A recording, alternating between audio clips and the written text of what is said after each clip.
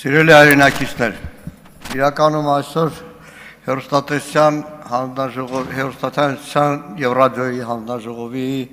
անդամի գործունեության մեջ սահմանադրության օրենքների ոտնահարման տարրերի հարցով օրակարգային այս քննարկումը վերածվեց դաշնակցության գործունեության անցյալի, ներկայի ու այս քննարկումը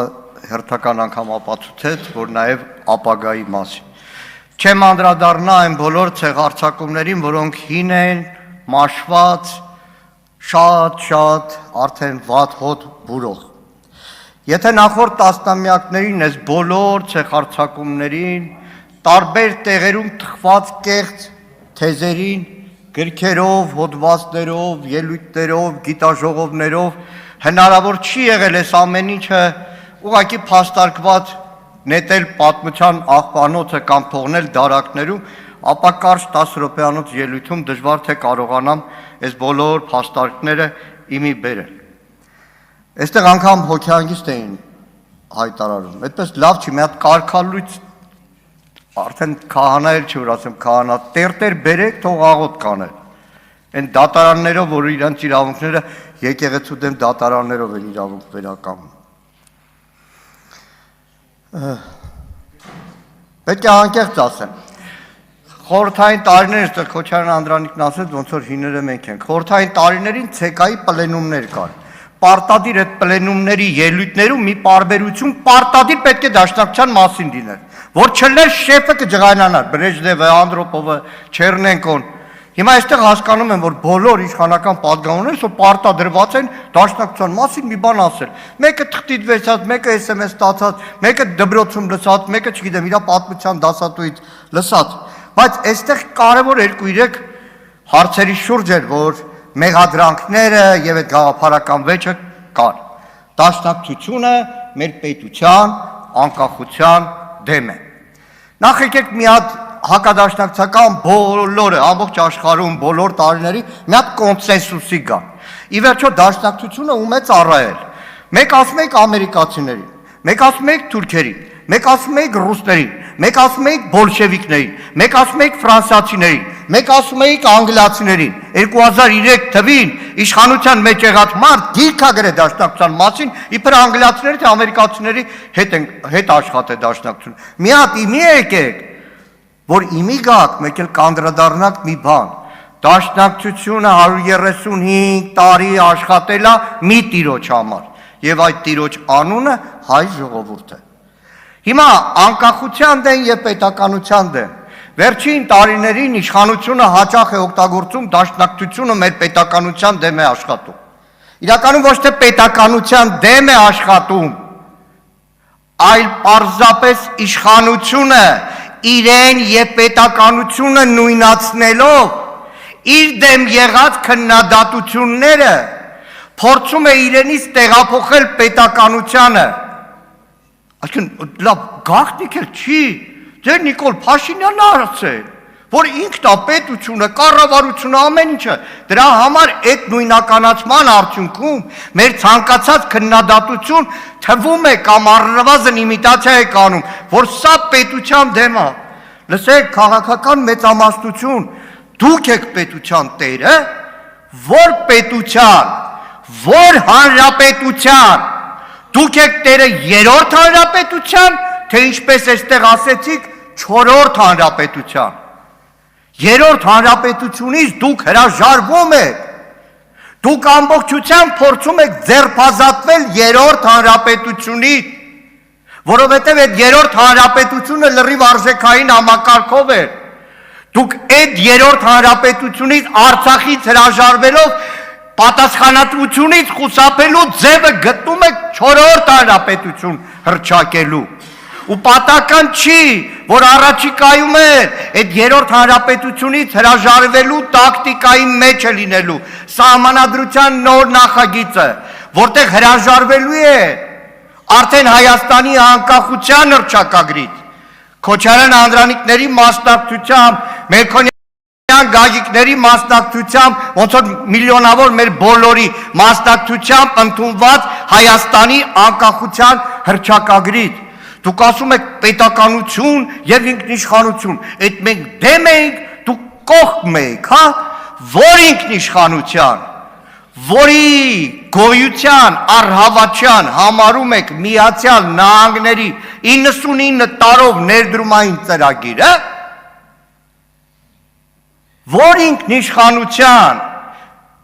Ամերիկայի ու Ռուսաստանի դրոշները Հայաստանի տարբեր հատվածներում տնկելով այս տարիներին համարելով, որ դրանով պաշտպանված են,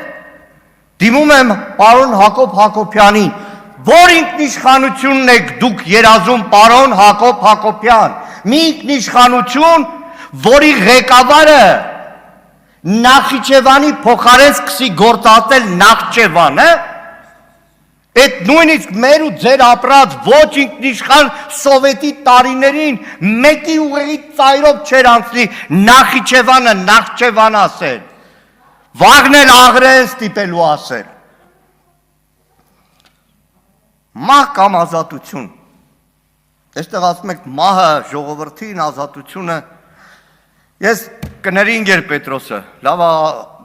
Ասպրամ և Արգիշտը ստեղ չեն, ես ուզում եմ, գիտեք մի քանի անգամ այս թեմայով խոսացել ենք, ես ուզում եմ կոնկրետ օրինակով խոսել, մահ կամ ազատությունը չի վերաբերվում մեր ժողովրդին, մահ կամ ազատությունը վերաբերվում է դաշնակցականներին, Ասպրամ Կրպեյանի հայրը Թաթուլը Կրպեյան, երբ որ 89-ից գնաց Գետաշեն մահ կամ ազատության երթումով, այնտեղ երգչախումբեր ղեկավարում, դաս էր տալիս գիշերը մարտական հերթապահություն էր անում, երբ որ սկսվեց Կոլցո օպերացիան,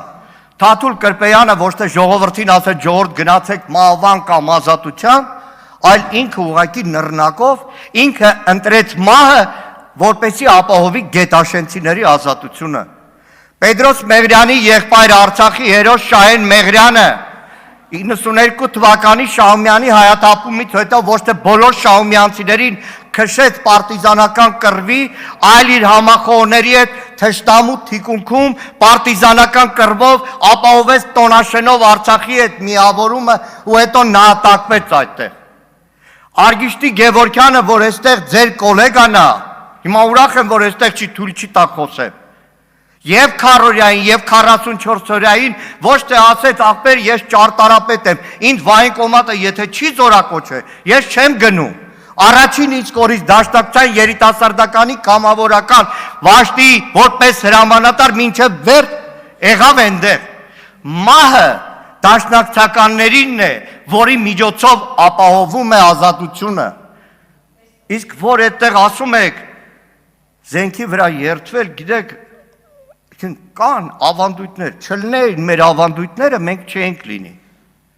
Հիմա նույն տրամաբանության պատկերացնեք բրիտանիական խորհրդարանում թագավորին կոչ անեն, որ սրի կոչում, ասպետի կոչում տալուց թուր մի դիր, օրինակ iPhone-ը դիր, ենթադրենք նույն սատանական երգեր երգող որևէ ռոք աստղի ուսին, հաջան։ Նայեք, այդ ադապտացիան, որ ասում եք, հա, դաշնակցությունը միշտ էլ ադապտացվել է իրավիճակներին, միշտ։